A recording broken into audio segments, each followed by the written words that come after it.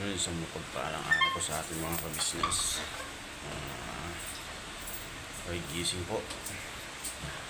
Yung araw ng unang araw na pasok ni Amaro. So, aga po tayo nagising ngayon. Then si Amaro po nag-prepare. Hindi siya sa loob. Hindi naman po hindi ano tawag ito, yung hindi naman po lingid sa inyo ba't yung nangyari sa akin itong mga nakarang araw, kaya wala akong masyadong upload. At nagpahinga ako ng ilang araw, so yan, kaya hindi nakapag vlog at tumaas nga po ang aking BP. So yun, na-enroll na po si Amaro at yun, nagpiprepare siya para papasok sa school. By the way, maraming salamat po sa kay ate at saka kay kuya. Talagang napaka hands-on nila sa lahat ng bagay po sa dito sa bahay. Thank you very much. Napanood nyo naman po siguro sa video yung mga kaganapan. Okay, dinala sa ospital at dito sa Laminal. And then, so yun, tuloy-tuloy po tayo sa ating mga gawain dito sa daily life, daily vlog. So yun, salamat po ng marami talaga sa suporta nyo tsaka sa mga comment na magaganda. Sobrang nagtatouch po ako doon. Then yun, sa mga nag-alala din, sa mga comment na sobrang nag-alala dahil sa nangyari, hindi ko nga din po ina-expect bakit biglang akong nagkaganon. Hindi ko inaasahan talagang, kasi okay naman ng mga, siguro sa sobrang pagod lang or whatsoever, kaya medyo tumaas yung lipat po ako mga kabisnes. Pagod na lang. Kaya siguro tumaas po yung aking tawag ito, blood pressure. Tapos yun, pati sa mata po siguro yung paglabo ng mata ko. Kaya ganun na nangyari. By the way, tuloy-tuloy lang naman. Okay naman na po ako sa mga prayers nyo. Tsaka ano pa ba, sa lahat ng nag-alala lang, thank you. Hindi ko man gusto yung nangyari wala lang gano'n. Tagal na kasi yung high blood ko na pinigil ko kasi po yung maintenance ko.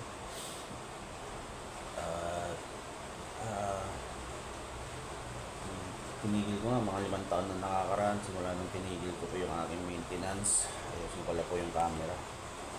Pinigil ko yung maintenance ko, kaya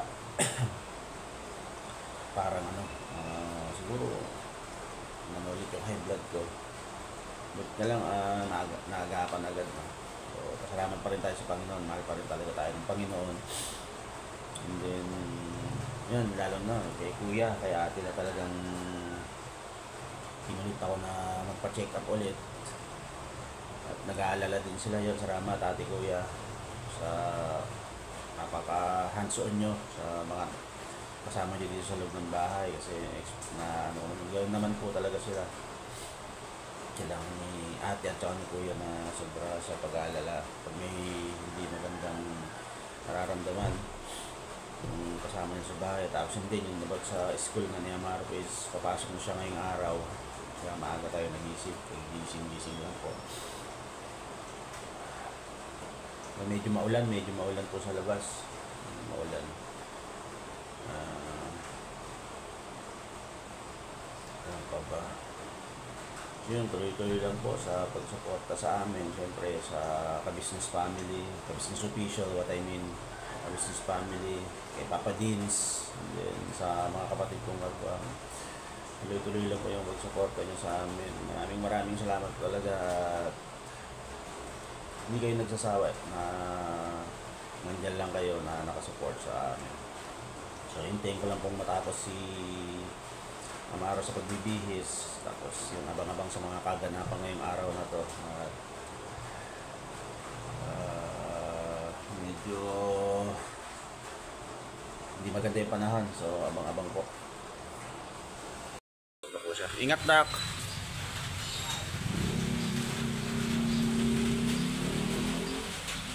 So mapagpalang araw po sa ating mga business. Nandito kami sa saan tayo? Sa Oshave, yes. Namili po kami ng ating ayuda.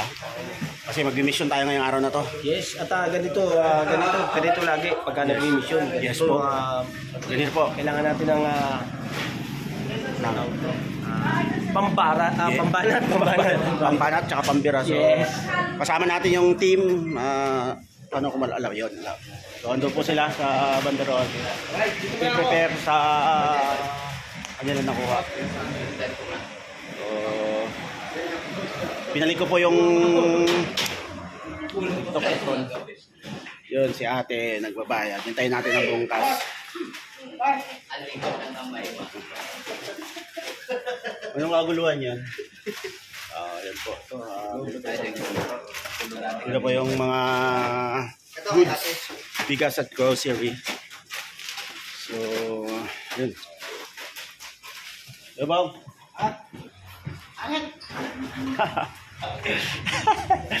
So yun, syempre, hintayin po natin silang matapos. Yun, syempre po, medyo ano pa tayo, hindi pa tayo pwede pumesa at kita nyo naman po, naging apat yung mata natin. Buti na lang talaga hands-on si kuya at saka si ate. Ano napansin ni kuya na parang alanganin yung pakiramdam ko, hindi siya nagpatumpik-tumpik pa at nagpa-check up tayo. So medyo okay na po tayo, kaya thank you very much po talaga kay ate at kuya. Siyempre number 1 sa Panginoon. Bibira tayo ngayon, nakakasama na tayo sa mga mission ba. So waiting lang tayo dito. Habang suwida mo. Kasama natin ang suwida mo. Mga kabisnes, morning, I love you sa inyo lahat.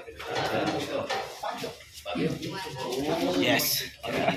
Ang sarap lang po sa pakiramdam na naman po kaila sa inyo na nung mga panahong dalawa pa lang kami ni Kuya is talagang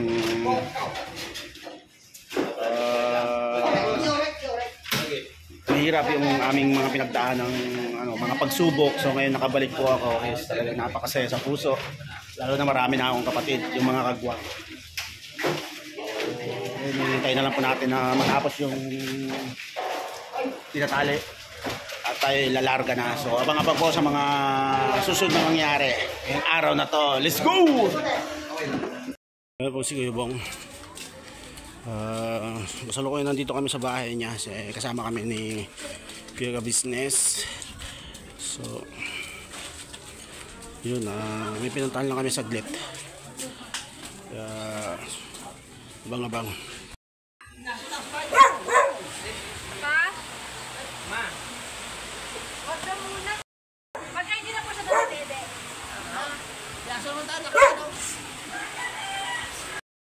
Yun, katatapos lang po namin mag-vision dito kila Ate Michelle. Yan, may kasama si ate at si kuya. So medyo mataas-taas lang yung ating pero kayang-kaya po.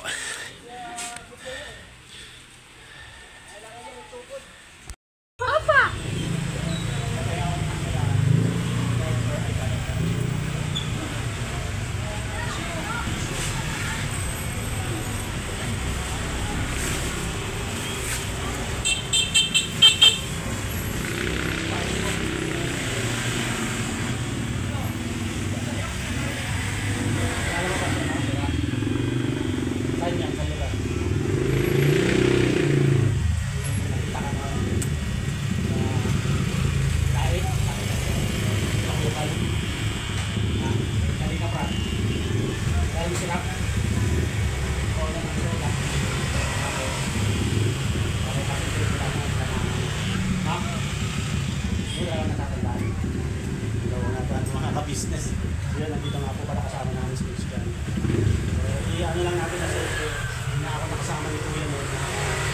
pagkabalik na ng Caloocan. So hindi pa alam noon na taga-Caloocan din pala si Christian. Na-rescue siya ng Kalingap sa pangunguna ni Kalingap Rob. Sa mga dating subscriber, ilang beses nito balik doon sa dahil nakasama ako. So si Christian po is talagang nasubaybayan ko yung simula nung pag-vlog ni Kuya. Yun, masaya ako at muli kami makasama. So napapakita muna natin siya. Natandaan niya daw si Kalingap Rob, si Kuya, sa business niya si ate. So kung bakit niya ako nagtatandaan. Ikaw hindi? Hindi ako natatandaan. Okay lang. Ano pa yung Pogi? Pogi daw. Mas Pogi sa amin dalawa. Mas Pogi sa amin dalawa ng kapis. Siyempre si Christian. Ilang taon na ba yun? Siguro mga lagay. Dadalawa na rin. Mula nung nakapalit siya ng Caloocan. Pinagkatiwala siya ng Kalingap Rob, ni Kuya kay Kuya ka business. Isang way para kaya si Christian. Araw ngayon. Diba po, isang parang nakalabas sa bahay nila. Pinanaghanap ng buong ka-business team mo. Kasama ka ba doon? Si ano nga po palang cameraman na si Bangkor, no? Mahirap man mga kabisnes. Wait lang po mga kabisnes. Ang hirap man. Makaangas. Yun, nakakatuwa lang po. Siyempre, nakakita kami ulit Christian. Nasa mga isang sa kalagayan. So, pagtingin ni Christian po ngayon, kung mapapansin nyo mga kalingap, mga ka-business. Simula nung makita siya, tapos hanggang ngayon. Ilang 2 taon na. 2 taon na din siguro yun, mga nakakalipas. So yun, siyempre nakakataba ang puso na nakasama ako ulit sa ka-business. Tapos sa pag-mission, nagkita kami ulit ni Christian na dating na-rescue. Nagsisimula, halos nagsisimula sa kuya ang business. Ngayon nagkita na kayo ulit. No? Anong gusto mong gupit dyan? Military cut? Military cut? Ha? Meron dyan may mga gupit dyan sa taas. Sa gupit pogi. Basta gupit pogi? Oo, gupit pogi. Yun, kabisnes sa mga ganapang ngayong araw na to. Medyo tawag dito, maraming naganap. Sobrang ulit. Nababalikan ko yung mga napuntahan namin dati. Yun, abang-abang. So yun, abang-abang. Maraming ganap ngayong araw na to. Napapanood ko sa business official yung kabuuan ng video. Salamat na pala sa akin kasi galing kami ng OSAID.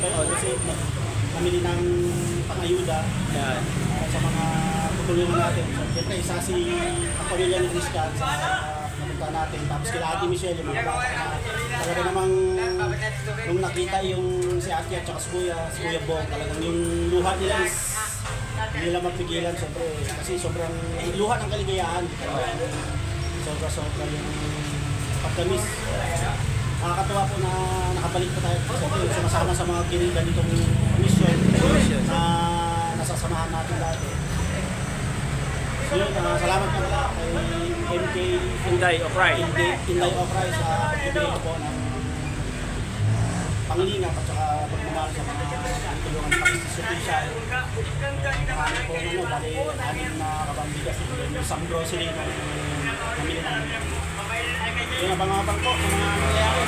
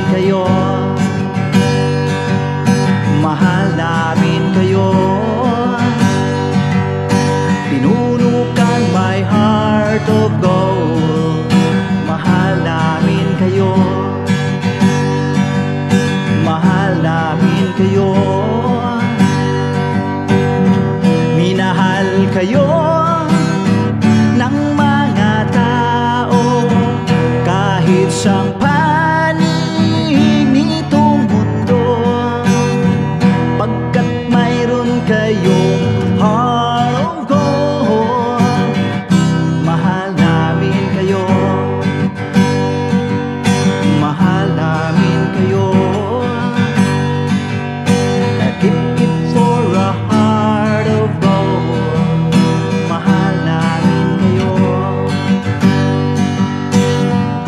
Pinuno kang my heart of gold, pagkat mayroon kayo heart of gold. Mahal namin kayo,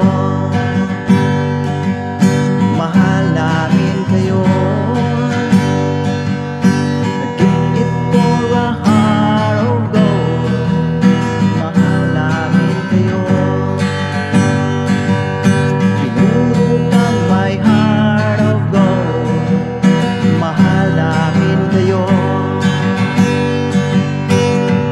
Ang dami mong natutulungan, hindi ka nag-aalinlangan. Pamilya at pangkabuhayan, tunay kang ang maaasahan. Mahal namin kayo. Pinuno kang my heart of gold. Mahal namin kayo. Mga gawa mo'y kinalulugdan ng ating Diyos na makapangyarihan. Pinuno kang my heart of gold. Mahal namin kayo, mahal namin kayo. Pinuno kang my heart of gold. Mahal namin kayo.